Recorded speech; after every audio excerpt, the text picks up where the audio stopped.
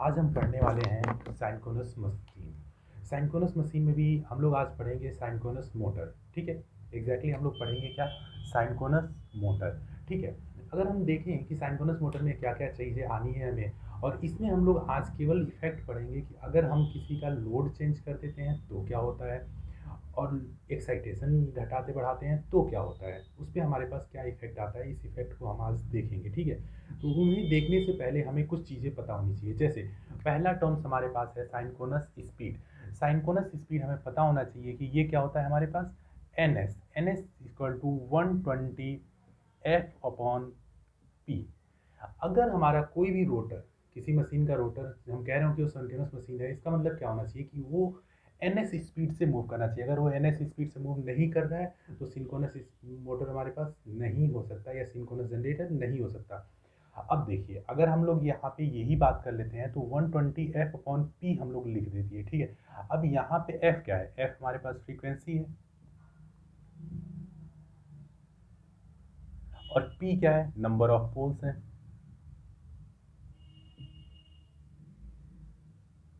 तो number of poles जब हमारे पास मशीन हमारा कंस्ट्रक्ट होगा, उसी समय नंबर ऑफ पोल्स क्या हो जाएंगे? फिक्स हो जाएंगे। तो ये नंबर ऑफ पोल्स हमारे पास फिक्स है।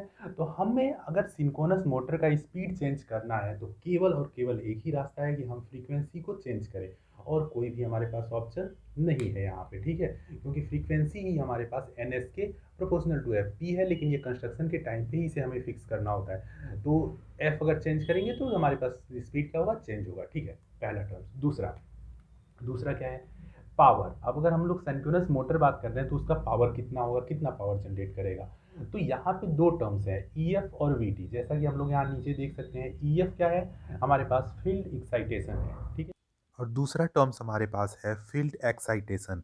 देखिए, यहाँ पे हमने फील्ड एक्साइटेशन लिखा है, ये जो है ये हमारे पास आर्मेचर में जनरेटेड ईएमएफ होता है ड्यू टू फील्ड। ठीक है, तो हम इसे लिखने के एक हमारे पास ऐसा डिनोट करने के लिए होता है, अदरवाइज जब जनरेटेड ईएमएफ भी इसे बोल सकते हो। ठीक है, तो नेक्स्ट टाइम जब मतलब आप जब भी ये फील्ड एक्साइटेशन बोलूंगा तो ये generated EMF in the armature due to field है हमारे पास। ठीक है, और उसके बाद से आर्मेचर और फील्ड क्या होता है? जो वर्किंग ईएमएफ जनरेट करे वो आर्मेचर है, और जो वर्किंग फील्ड जनरेट करे या फ्लक्स कह ले सकते हैं, जो वर्किंग फ्लक्स जनरेट करे वो हमारे पास फील्ड कहलाता है।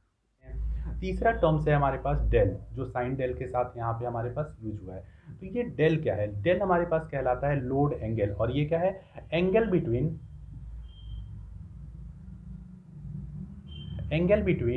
E F and we T. E F and we T यानी कि फील्ड एक्साइटेशन का जो हमारे पास होगा, और उससे और वी टी के बीच में जो एंगल बन रहा होगा, अभी हम आगे डायग्राम देखेंगे, वहाँ पे भी मैं आपको डिनोट कराऊंगा, दिखाऊंगा कि ये डेल हमारे पास क्या है। इन दोनों के बीच का ये वी टी है हमारे पास। ठीक है, इतनी चीज़ें आई होप सो समझ में आ गया होगा। और ये हमारे पास एक्स क्या है? Leakage reactance. लीकेज रिएक्टेंस किसका?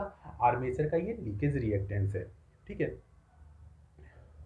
अब अगर हमें यहाँ पे पावर को चेंज करना, पावर यानी अगर हम लोड डालेंगे तो क्या होगा? लोड डालेंगे तो ये हमारे पास कांस्टेंट होगा। अगर हम एक्साइटेशन को चेंज नहीं कर रहे हैं तो एक्साइटेशन को चेंज नहीं कर रहे हैं तो ये तीनों टर्म्स हमारे पास तो कांस्टेंट है। वी टी, अगर मोटर की बात करें तो मोटर में हमारे पास टर्मिनल वोल्टेज क्या होता है? कांस्टेंट होता है। ठीक है, पहला ये कांस्टेंट हो गया।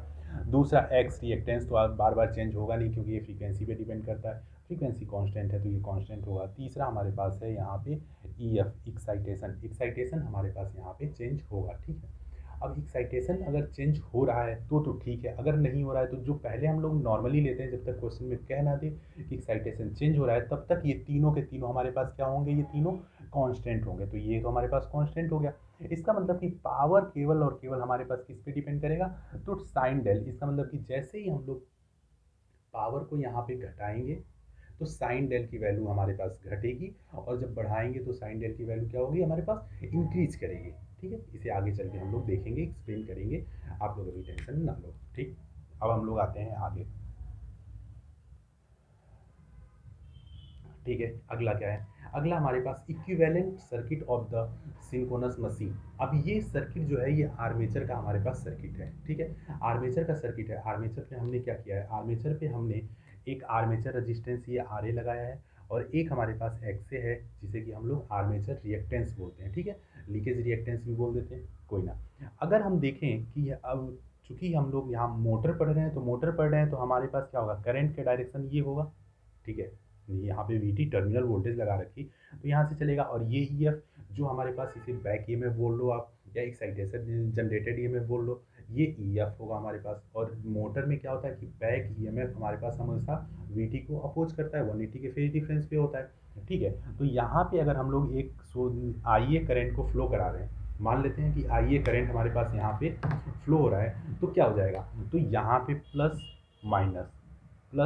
माइनस, ठीक है। और इसे एक्स से लिखा ही हमने, तो इसे जे एक्स से भी लिख लो, कोई दिक्कत नहीं है।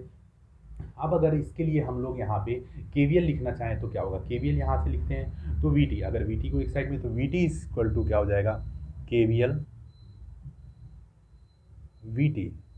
वीटी इज इक्वल टू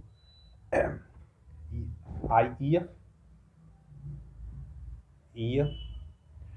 इधर से हम लोग चल रहे हैं चूंकि, ठीक है। तो यहाँ से हमारा माइनस दूसरे साइड में आ गया, E F plus I A R A, I A X से, E F plus I A R A plus J time X A I A, ठीक। लेकिन चूंकि हमारे पास देखो मोटर है तो हम लोग अगर मेजर करेंगे तो किसे मेजर करेंगे, और इसी बात है टर्मिनल वोल्टेज को मेजर करेंगे। तो टर्मिनल वोल्टेज के टर्म्स में अगर लिखें तो यहाँ से ई एफ इक्वल टू क्या हो जाएगा हमारे पास, E F equal to V T minus I A R A minus J times X A I A, ठीक। अब हमें इसको एक जगह यूज करना है, हमें इसका वेक्टर सम करना है, वेक्टर सम इनका, इसका वेक्टर सम हमें करना है। तो वेक्टर सम हम लोग किसका करते हैं, एक क्वांटिटी को दूसरी क्वांटिटी में जोड़ते हैं, ठीक है।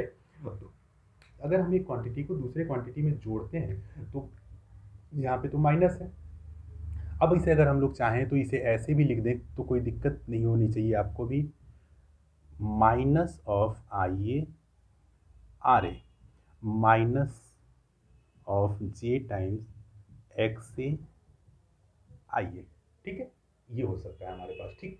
अब देखिए, अब हम लोग अगर देखें तो हमें पता है कि आर्मेचर रेजिस्टेंस जो होता है, आर ए जो होता है, ये कितना होता है, 0.01 पर यूनिट होता है, ठीक। और वहीं पे एक्स ए कितना होता है हमारे पास, 0.1 पर यूनिट से लेके टू 0.2 पर यूनिट। इसका मतलब कि अगर हम चाहें तो एक्स ए के रिस्पेक्ट में आर ए को क्या कर सकते हैं, नेग्लेक्ट कर सकते हैं। तो इस वाले टर्म्स को अगर हम चाहें तो यहाँ पे छोड़ सकते हैं अपने कैलकुलेशन को आसान बनाने के लिए। तो हम अभी जब आगे लिखेंगे इसे, तो यहाँ से हम क्या करेंगे, इसे छोड़ देंगे, इसे अब के बाद हम लोग नहीं लिखेंगे, ठीक है। आगे हम लोग देखते हैं कि सर, एक तो हमारे पास एक्साइटेशन को चेंज करेंगे तो क्या होगा, और दूसरा है कि लोड को अगर हम चेंज करते हैं तो क्या होता है। तो पहले हम लोग उठाते हैं कि एक्साइटेशन को अगर हम लोग चेंज करते हैं तो एक्साइटेशन का हमारे मशीन के ऊपर क्या फ़र्क पड़ता है। तो पहला हम लोग डील करते हैं क्या,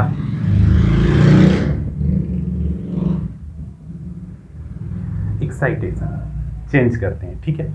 अब देखिए, एक्साइटेशन चेंज करेंगे, इसका मतलब कि एक्साइटेशन को घटाना होगा, बढ़ाना होगा, और ये देखेंगे किसमें, मोटर में। और केवल ये सिंक्रोनस मोटर की बात हो रही है और किसी की बात नहीं हो रही है, ठीक। तो हम क्या करते हैं कि हमने अभी सिंक्रोनस मोटर का क्या हुआ था कि एक इक्विवेलेंट सर्किट बनाया था, उसका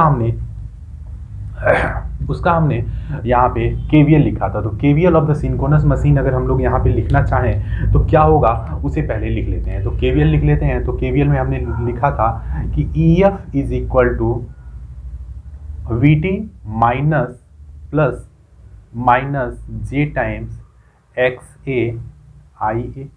क्यों, क्योंकि यहाँ पे हमारे पास आई ए आर ए भी लिखा हुआ था। तो आई ए आर ए हमने कहा था कि आर ए जो होता है 0.01 होता है, तो 0.1 उस रिस्पेक्ट में एक्स ए हमारे पास ज़्यादा होता है, तो हम उसे नेग्लेक्ट कर देते हैं ताकि हमारा थोड़ा सा बनाने में अच्छा हो जाए, ठीक। तो हम यहाँ पे 3 कंडीशंस लेंगे। हमारे पास 3 कंडीशन, लीडिंग, लैगिंग और यूनिटी पावर फैक्टर, 3 बार हम लोग यहाँ पे बनाएंगे फेजर डायग्राम, ठीक है। तो तीनों को मैं एक ही पे प्लॉट करके आपको दिखाना चाहता हूँ। तो देखिए क्या होगा। और 2 चीज़ और है कि हमने पहले ही, ये चूँकि सिंक्रोनस मशीन है तो हमने 2 एजम्पशंस पहले ही ड्राइव करके प्रूफ कर चुके हैं। क्या क्या, तो पहला हमने प्रूफ किया था कि आई ए कॉस थीटा जो होगा हमारे पास, वो क्या होगा, कांस्टेंट होगा। और दूसरा क्या था कि ई एफ साइन डेल जो होगा, ये भी हमारे पास क्या होगा, कांस्टेंट होगा। तो आई ए कॉस थीटा और ई एफ साइन डेल हमारे पास कांस्टेंट होगा। ये हमने पहले से ड्राइव किया हुआ है, आप उसे देख सकते हैं, ठीक है। तो हम यहाँ पे स्टार्ट करते हैं। तो सबसे पहले हम क्या करते हैं कि एक रेफरेंस, जैसा कि पहले भी हमने बनाया था, एक रेफरेंस लेते हैं, ठीक है, और बनाने की स्टार्टिंग करते हैं, ठीक। ये हमारे पास हो गया वी टी, ठीक है। अब देखिए आई ए कहाँ पे बनेगा, तो एक और लाइन हम लोग डॉटेड प्लॉट कर लेते हैं और एक यहाँ पे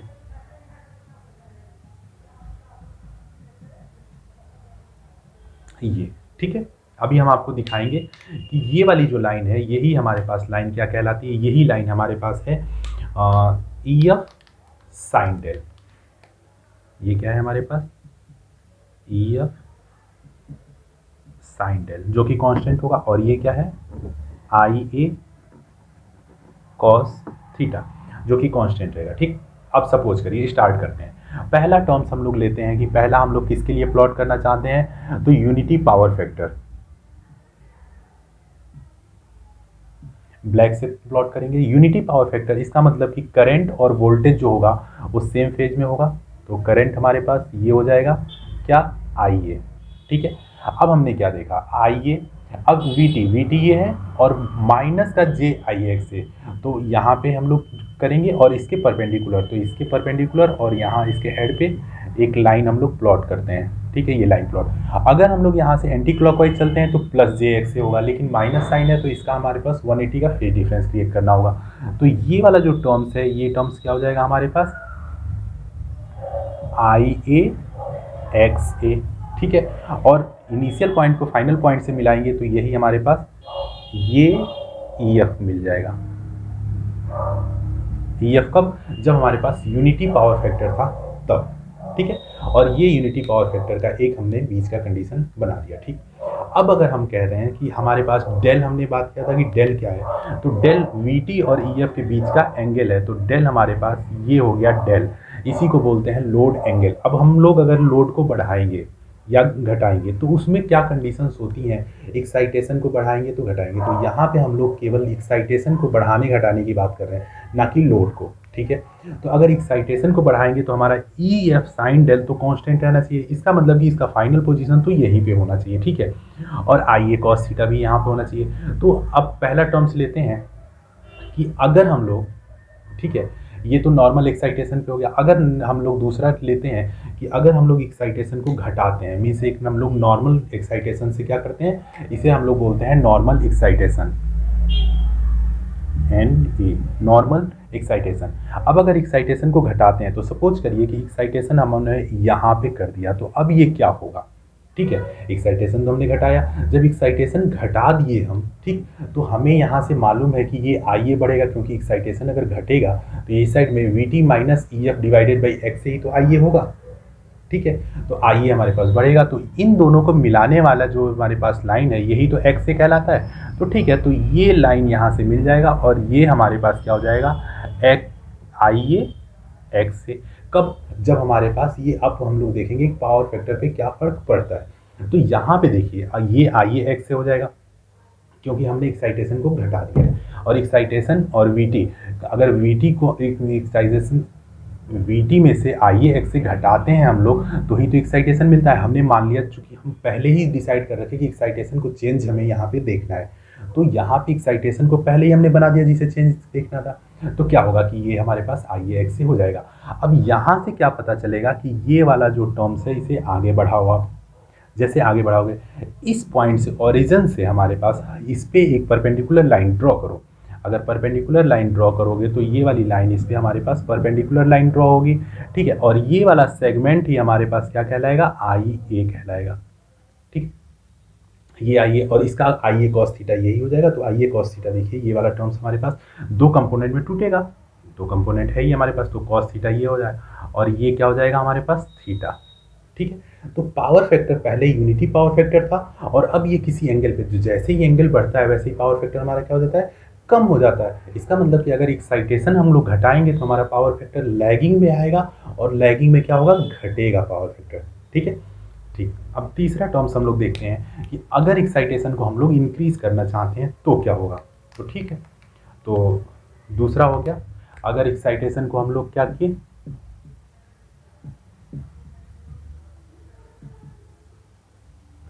रिड्यूस किया। अब तीसरा हम लोग देखते हैं कि अगर हमने इसे इंक्रीज किया, तो चूंकि हम पहले एक्साइटेशन को ही तो डील कर रहे हैं, तो एक्साइटेशन को डील कर रहे हैं तो एक्साइटेशन को इंक्रीज करते हैं, तो कहीं कोई एक एक्साइटेशन हम लोग मान लेते हैं कहीं दूर हमारे पास। तो सपोज करिए कि ये हमारे पास एक एक्साइटेशन यहाँ पे आया, ठीक है। तो अब फिर वही काम है कि हमें यहाँ से मालूम है ना कि एक्साइटेशन वीटी में से कर, वीटी ये है हमारे पास, ठीक है। और इसमें माइनस का जब सम करेंगे तो ये मिलेगा, तो माइनस का सम हम लोग करेंगे तो यही तो हमारे पास लाइन होगा।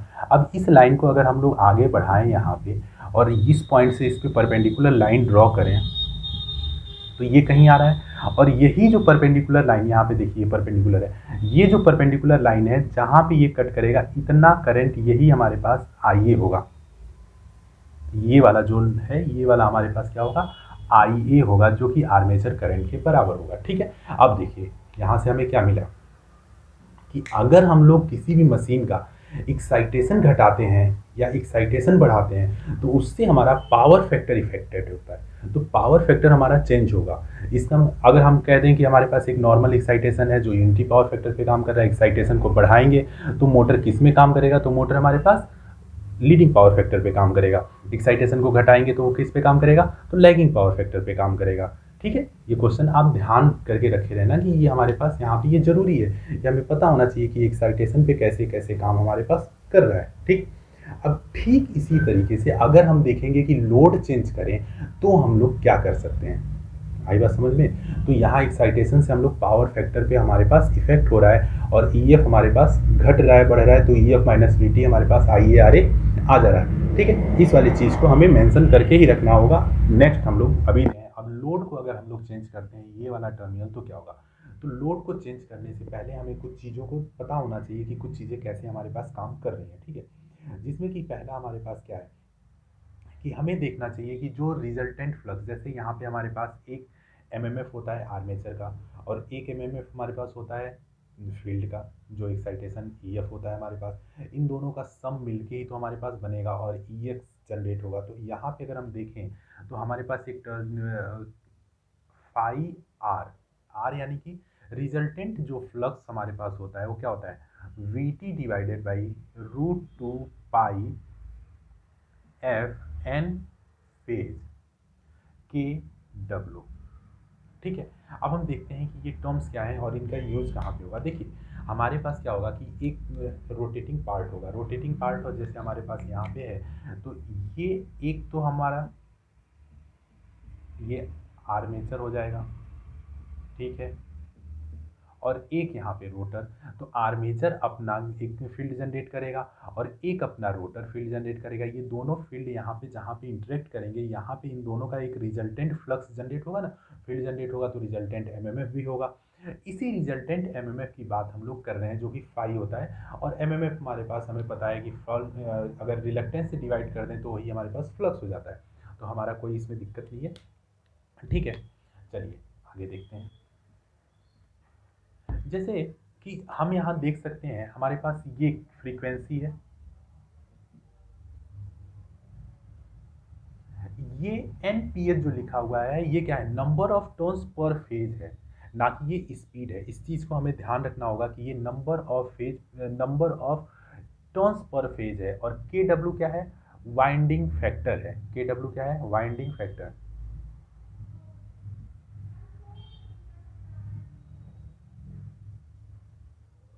अगर आप नहीं जानते वाइंडिंग फैक्टर क्या होता है तो वाइंडिंग फैक्टर हमारे लेक्चर को देखिए, उसमें हमने एक्सप्लेन किया हुआ है। वाइंडिंग फैक्टर क्या होता है, तो के डी के पी का मल्टीप्लिकेशन मीन्स के डी डिस्ट्रीब्यूशन फैक्टर, और हमारे पास पिच फैक्टर का मल्टीप्लिकेशन होता है, से लेके फुल लोड तक जो हमारे पास एफ आर होता है ये क्या होता है, कांस्टेंट होता है। तो नो लोड से no load to full load हमारे पास एफ आर क्या होता है, कांस्टेंट होता है, यानी कि ये पूरे मशीन में पूरे ऑपरेशन में ये हमारे पास कभी रिजल्टेंट फ्लक्स चेंज नहीं होगा, रिजल्टेंट एक कांस्टेंट फ्लक्स हमारे पास होता है। इसके सारे के सारे टर्म्स कांस्टेंट हैं। वीटी हमने कांस्टेंट पहले ही टर्मिनल पे लगाया था, √2 constant, pi constant, frequency constant, N constant, K D हमारे पास ये कांस्टेंट होता ही है। तो ये पूरा का पूरा हमारे पास ये क्या होगा, कांस्टेंट होगा।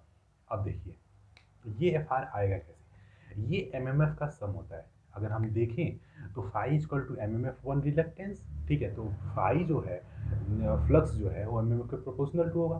तो यहाँ से अगर हम एक इक्वेशन लिखना चाहें कि एम एम एफ का इक्वेशन क्या होगा, तो resultant M M F is equal to, M M F को एफ से डिनोट करते हैं, तो F R is equal to कितना हो जाएगा हमारे पास, F F plus F A, ठीक है। अगर आर्मेचर में करंट होगा तो एफ ए होगा हमारे पास, और ये फील्ड में होगा, और यहाँ पे हमारे पास आर होगा। इन सब का सम ही हमारे पास क्या होता है, और ये भी कौन सा, फेजर सम होता है, ठीक है। नो लोड ऑन लोड हम लोग अभी ही यहाँ पे देख लेंगे कि क्या होता है। दूसरी चीज़, एक आपको इम्पॉर्टेंट चीज़ बतानी है कि जो हमारे पास मोटर होता है, मोटर में अगर हमारा फील्ड का जो एमएमएफ है उसका और जो आर्मेचर का एमएमएफ है, दोनों एमएमएफ में फील्ड का एमएमएफ और आर्मेचर का, इसमें कोई स्पीड आता है, रिलेटिव वेलोसिटी इसकी कुछ आती है, तो मोटर कभी भी चल नहीं सकता, कभी भी रन नहीं करता। इसका मतलब कि हमारे पास इन दोनों का रिलेटिव स्पीड क्या होना चाहिए, हमारे पास रिलेटिव स्पीड इन दोनों के बीच में जीरो होना चाहिए। चाहे वो हमारे पास सिंक्रोनस मशीन हो या इंडक्शन हो या फिर डीसी मशीन हो, कोई भी मशीन हो, तो रिलेटिव स्पीड हमेशा हमेशा हमारा जीरो होना ही चाहिए। अगर रिलेटिव स्पीड कुछ भी होगा तो ये रन नहीं कर सकता। इस चीज़ का ध्यान रखेंगे आप, ठीक है। अब हम लोग देखते हैं कि क्या होता है यहाँ पे रोटर का एमएमएफ। अगर हम लोग इसका फेजर बनाना चाहें, कब, जब एक्साइटेशन है और हमारे पास लोड को चेंज कर रहे हैं, यानी कि कांस्टेंट एक्साइटेशन पे लोड चेंज होगा, तो इस एक्साइटेशन क्या होगा, कांस्टेंट होगा। तो अगर फेजर बनाना चाहें, पहला फेजर हम लोग बनाते हैं, मान लीजिए कि नो लोड पे, ठीक है। तो नो लोड पे फेजर बनेगा। तो नो लोड पे क्या होगा कि हम एक कोई भी वीटी को मान लेते हैं रेफरेंस, एक हमने वीटी मान लिया, ठीक है। ये अगर वीटी है तो ठीक है, वीटी से हमें पता है कि एमएमएफ में और वोल्टेज में या एमएमएफ करंट में हमारे पास क्या होता है, 90 का फेज डिफरेंस। तो इससे 90 पे हमारे पास यहाँ पे क्या होगा, अगर ये वीटी है तो यहीं पे हमारे पास क्या होगा, एफ आर भी होगा। तो एफ आर हमारे पास यहाँ पे हो गया, ठीक है। अब देखिए, अगर हम लोग इतने जानते हैं कि नो लोड पे ऑपरेट हो रहा है, नो लोड पे सिंक्रोनस मोटर में क्या होता है कि जो हमारे पास रिजल्टेंट फ्लक्स होता है वो रिजल्टेंट फ्लक्स, यानी कि हमारे पास ई आर की बात करते हैं और ई आर से ही वी टी होता है ये, और जो हमारे पास फील्ड का फ्लक्स होता है वो दोनों के दोनों सेम एम एम एफ, यानी कि एफ आर और एफ एफ, ये दोनों सेम अलाइनमेंट के साथ मूव करते हैं, यानी इनमें कोई भी हमारे पास लैग लीड नहीं होता। तो ये दोनों एक ही पे मूव करते हैं अलाइनमेंट के साथ। तो इसी वाले टर्मिनल पे हम लोग यहीं पे बना देते हैं और इसी के इक्विवेलेंट ही लिख देते हैं। क्या लिख देते हैं, तो यहीं पे ई एफ भी हमारे पास जनरेट हो जाता है। तो ये दोनों के दोनों अलाइनमेंट कब होंगे, जब लोड हमारे पास नहीं होगा तब, ठीक है। अगर हम इसी जगह पे हम कहते हैं कि एफ एफ की भी बात कर लेंगे, जब ये दोनों बराबर हैं तो यहाँ पे एफ एफ भी हमारे पास बराबर होगा, ठीक है। अब अगर लोड को बढ़ाएंगे, जब हम लोग सिंक्रोनस मशीन पे लोड को बढ़ाएंगे, तो हमें मालूम है कि सिंक्रोनस मशीन क्या है, कांस्टेंट स्पीड को देता है, ठीक है। तो स्पीड तो कम करना नहीं है। अब क्या करेगा कि ये जो अलाइनमेंट है, मीन्स ई एफ का जो हमारे पास, या यहाँ से कह लें कि एफ एफ है, सॉरी, एफ एफ और एफ आर है, जो ये दोनों सेम अलाइनमेंट में चल रहे थे, अब एफ आर से एफ एफ क्या होगा, थोड़ा सा लैग करना शुरू कर देगा। लैग मतलब क्या हो जाता है कि यहाँ पीछे होना शुरू करेगा। तो हमारा पहला आर्टिकल ये था नो लोड पे। अब इसी आर्टिकल में हम लोग चेंज देख लेते हैं कि क्या क्या होगा अगर हम इस पे लोड को बढ़ाते हैं, ठीक है, विथ लोड।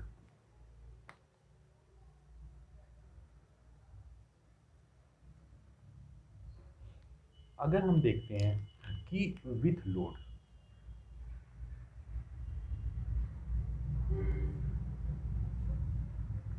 विथ लोड अगर, तो ये तो हमने रेफरेंस मान रखा था। अब लोड हमने यहाँ पे अप्लाई किया है, लोड अप्लाई किया है, तो क्या होगा, एफ आर और एफ एफ दोनों, मतलब जो हमारे पास रिजल्टेंट एम एम एफ था और जो हमारे पास generated E M F excitation E M F था, दोनों के दोनों सेम अलाइनमेंट में पहले मूव कर रहे थे नो लोड पे।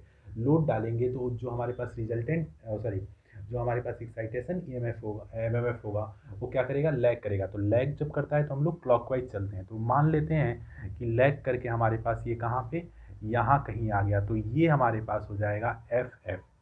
ठीक है, और एफ एफ और एफ हमारा रिजल्टेंट है, तो इन दोनों का जो सम होगा वही तो हमारा रिजल्टेंट। तो इसके हेड को टेल से यहाँ से मिला दो और यही हमारे पास क्या हो जाएगा यहाँ पे, एफ ए हो गया। क्योंकि हमने पहले भी देखा था ना, यहाँ पे आप देखो, अगर हम रिजल्टेंट की बात करें, पहले भी हमने बोला था F A plus F F दोनों का सम करेंगे तो हमारे पास एफ आर आएगा। तो एफ एफ और एफ ए और दोनों का सम हमारे पास एफ आर आया। ठीक है, ये हमारे पास एफ आर आया, जिसे कि हम लोग डेल से, लोड एंगल चूंकि ये भी होता है तो इसे डेल से डिनोट कर सकते हैं। देखिए इसके परपेंडिकुलर ये वोल्टेज और एमएमएफ परपेंडिकुलर होता है, तो रिजल्टेंट वोल्टेज का रिजल्टेंट हमारे पास एमएमएफ परपेंडिकुलर हुआ। तो जो हमारा एक्साइटेशन एमएमएफ है इसके परपेंडिकुलर एक्साइटेशन वोल्टेज होगा। तो यहाँ से एक, अगर हम यहाँ से 90 डिग्री के लेके चलते हैं तो हमारे पास एक रिजल्टेंट यहाँ पे, ये रिजल्टेंट हमारे पास एक आ जाएगा। ये क्या होगा हमारे पास, ईएफ होगा। इससे 90 डिग्री पे इसका सम करेंगे, इससे 90 पे मैग्नीट्यूड हम बना लेंगे। और इससे हमारे पास 90 डिग्री पे क्या होगा, आई सॉरी एफ ए जो है आर्मेचर में हमारे पास फ्लो हो रहा है, तो ये यहाँ पे हमारे पास एक आई ए होगा। आई ए के कारण ही तो एफ ए, आर्मेचर करंट के कारण।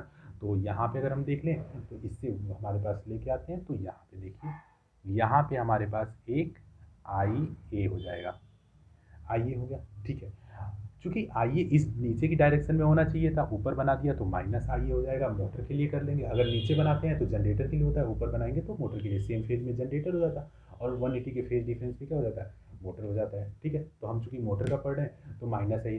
अब देखिए क्या होगा, आई ए के कारण ही हम लोग जब यहाँ पे लिखे थे तो हमारे पास क्या था, वी टी मोटर था हमारे पास, वी टी इक्वल टू क्या था हमारे पास, E F plus J time I A X A. ठीक है, यही तो के वी एल लिखा था हमने। ठीक है, तो इसका मतलब ई एफ तो यहाँ पे हमारे पास है। ठीक, अगर ई एफ में हम लोग आई ए एक्स ए को जोड़ देते हैं तो हमारे पास क्या मिल जाता है, वी टी मिल जाता है। इन दोनों लाइन को मिलाएंगे। अब इन दोनों लाइन को मिलाने के लिए कैसे होगा, तो आई ए के परपेंडिकुलर भी होना चाहिए। ये भी ध्यान रखें आप कि जे आई ए एक्स से है, तो इस लाइन को आगे आप डॉट डॉट डॉट डॉट बढ़ा दें और यहाँ से एक लाइन मिलाएं जो कि परपेंडिकुलर हो। और ये, तो ये वाली चीज़ यहाँ पे परपेंडिकुलर भी होनी चाहिए। और ये क्या हो जाएगा हमारे पास यहाँ पे, आई ए एक्स ए। कई जगह आप देखोगे तो जे टाइम्स आई ए एक्स से भी लिखा होता है यहाँ पे, जे टाइम आई ए एक्स से। ठीक है, तो ये लोड पे होगा। अब देखिए क्या हो रहा है यहाँ पे, हमने यहाँ देखा कि अगर हम लोड को इंक्रीज कर रहे हैं, तो लोड को इंक्रीज कर रहे हैं तो यहाँ पे क्या हो रहा है कि हमारा ये जो ई एफ है, अगर हम और ज़्यादा लोड को इंक्रीज करें तो ये यहाँ से अब हमारे पास मूव करके ये ई एफ हमारे पास यहाँ पे आ जाएगा। लेकिन ये एम एम एफ तो चेंज हो नहीं रहा है। पहले अभी हमने यहाँ पे बताया था कि एम एम एफ तो हमारे पास ये रिजल्टेंट वही है। तो जब ये एम एम एफ हमारे पास चेंज ही नहीं हो रहा है, मैग्नीट्यूड में चेंज नहीं हो रहा है, तो केवल ये हमारे पास क्या कर रहा है, लीड लैग कर रहा है। तो यहाँ चूंकि मोटर है तो मोटर में हर हाल में ये हमारे पास लैग कर रहा है, लैग कर रहा है, लैग कर रहा है। तो पहले भी ई एफ यही था मैग्नीट्यूड में, अभी भी ई एफ यही है। तो इसका मतलब ये है कि जो हमारे पास अभी जो लोड चेंज अगर हम लोग करते हैं, तो लोड चेंज करेंगे तो जो करंट हमारे पास इंक्रीज होगा, अभी सी बात है, लोड चेंज करेंगे तब भी होगा, एक्साइटेशन चेंज करेंगे तब भी होगा। दोनों आर्टिकल को देख लिए, अगर लोड को चेंज करते हैं तो पहले करंट जीरो था, अब करंट हमारा जैसे नो लोड होगा करंट ऑलमोस्ट जीरो होगा। लोड बढ़ाएंगे ये बढ़ गया, अगर और ज़्यादा बढ़ाएंगे तो करंट और ज़्यादा बढ़ेगा। अब ये करंट कब बढ़ेगा, तो देखो अब यहाँ पे एक सर्किट डायग्राम हम लोग यहाँ पे देखते हैं।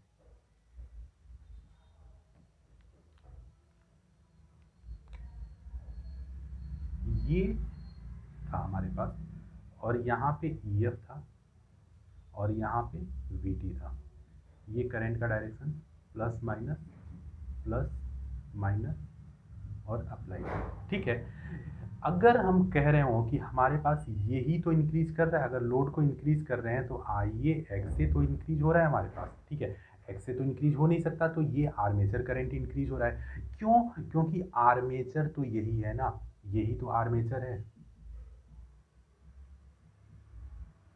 तो अगर आर्मेचर ये है तो आर्मेचर के क्रॉस अगर वोल्टेज ड्रॉप, देखिए इसके क्रॉस वोल्टेज ड्रॉप कितना आएगा, तो फेजर सम से आएगा। लेकिन इन दोनों की मैग्नीट्यूड तो हमारे पास चेंज नहीं हो रहा है ना, मैग्नीट्यूड हम चेंज नहीं कर रहे हैं, ना तो वी का कर रहे हैं ना तो EF का। पहले भी मैग्नीट्यूड अगर और भी लोड डालें तो ये हमारे पास क्या होगा, बहुत हो जाएगा, तो ये ऐसे हो जाएगा। लेकिन अभी भी ये वाला मैग्नीट्यूड और यहाँ पे जो EF होगा, ये EF, ये EF, ये दोनों EF हमारे पास सेम ही रहेंगे, मैग्नीट्यूड चेंज नहीं हो रहा है। लेकिन हो क्या रहा है कि क्योंकि ये फेज है और यहाँ पे हमें क्या करना है, फेजर सम करना है, तो फेज डिफरेंस जब क्रिएट हो रहा है तो IA x से इंक्रीज कर रहा है। और IA x एक्चुअली है क्या, वो आर्मेचर के अक्रॉस वोल्टेज ड्रॉप ही तो है।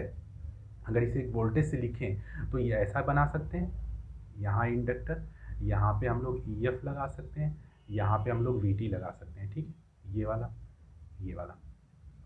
और इसे अगर हम लोग यहाँ से भी इसे हटा दें और इसे अगर हम लोग बोलें कि ये वोल्टेज है VA, तो अगर इन दोनों का फेजर सम अलग अलग होगा, जैसे ये फेजर हमारे पास हट रहा है तो इन दोनों का फेजर सम ही करना है, मैग्नीट्यूड वही है लेकिन फेजर सम अगर हम लोग किसी एंगल को चेंज करेंगे, एंगल जैसे जैसे बढ़ाएंगे वैसे वैसे यहाँ पे हमारे पास रिजल्टेंट क्या होता जाएगा, चेंज होता जाएगा। अगर ये रिजल्टेंट हमारा चेंज होता जाएगा तो यहाँ पे, और ये वोल्टेज कैसे आया, तो ये वोल्टेज आया IA x से, ठीक है। तो यहाँ से अगर हमें IA फाइंड आउट करना होगा तो क्या करेंगे, VA अपॉन x से करेंगे, और VA क्या है, दोनों का वेक्टर डिफरेंस। तो यही ये क्वेश्चन हमसे पूछता है कि हम कैसे चेंज करेंगे। तो अगर हम लोग लोड को चेंज करेंगे तो सॉरी, अगर हम लोड को चेंज करेंगे तो आर्मेचर करंट हमारे पास क्या होगा, इंक्रीज होगा। आर्मेचर करंट इसलिए इंक्रीज होगा क्योंकि यहाँ पे वोल्टेज डिफरेंस हो गया, ये मैग्नीट्यूड में और ये मैग्नीट्यूड में हमारे पास दोनों सेम वही रह गया जो पहले था, ठीक है। तो इनका मैग्नीट्यूड नहीं, तो एक ऑप्शन मैग्नीट्यूड भी होता है तो उसे हम लोग टिक नहीं करेंगे। आगे हम आपको लोग क्वेश्चंस भी कराएंगे तो उसमें आप लोग का ये क्लियर हो जाएगा, ठीक है। आई होप आप लोगों के समझ में ये आ गया होगा कि हम लोग एक्साइटेशन को चेंज करेंगे तो क्या होगा और लोड को चेंज करेंगे तो क्या होगा। लोड को चेंज करेंगे तो हमारे पास EF कांस्टेंट वही EF रह जाएगा, और एक्साइटेशन को जब चेंज करेंगे तो लीडिंग लगेगी। अगर EF को चेंज कर रहे हैं ना तो हमारे पास ये IA RA चेंज हो रहा है भाई, ना सॉरी, अगर हम लोड को चेंज कर रहे हैं तो IA RA, ना कि EF को चेंज कर पा रहे हैं हम लोग। और ये किसके कारण, तो आर्मेचर के क्रॉस वोल्टेज, यही तो है हमारे पास आर्मेचर के क्रॉस वोल्टेज। तो इसी वोल्टेज के आर्मेचर के क्रॉस जो वोल्टेज होता है वो इंक्रीज कर जाता है जब लोड को हम बढ़ाते हैं। क्यों, क्योंकि हमारे पास जो EF होता है वो थोड़ा सा लैग करना शुरू कर देता है, किससे, VT से। अब ये देखते हैं कि ये लैग करता ही क्यों है, ठीक है। तो हमने अभी यहाँ पे एक फॉर्मूला देखा था, power equal to VT EF अपॉन XA साइन डेल। अब एक चीज़ बताइए, यही तो डेल है, यही तो डेल है, और P इक्वल टू VT कांस्टेंट हो गया। EF अभी हम कह रहे हैं कि EF को हम चेंज नहीं कर रहे हैं, क्वेश्चन में लिखेगा ही नहीं EF को चेंज करना, तो EF को चेंज नहीं कर रहे हैं, तो VT EF दोनों कांस्टेंट हो गया, IA कांस्टेंट। ये जो पावर है अगर लोड को बढ़ाएंगे तो ये पावर बढ़ना चाहिए ना, अगर नहीं बढ़ेगा तो हमारे पास स्टडी स्टेट में वर्क नहीं करेगा। तो स्टडी स्टेट में वर्क करने के लिए ये क्या होना चाहिए, इंक्रीज करना चाहिए। इंक्रीज करने के लिए एक ही ये टर्म्स बचा कि ये इंक्रीज कर जाए हमारे पास, और ये इंक्रीज कब करेगा, जब डेल इंक्रीज करेगा हमारे पास। तो यहाँ से हमें क्या होगा कि डेल को ही इंक्रीज होना होता है, ठीक है। तो जब ये कांस्टेंट हो तब, और जब डेल को इंक्रीज होना होगा तो ये हमारे पास होगा यह VT, और यहाँ से हम लोग इसे सॉल्व कर सकते हैं, ठीक है। Okay, thank you.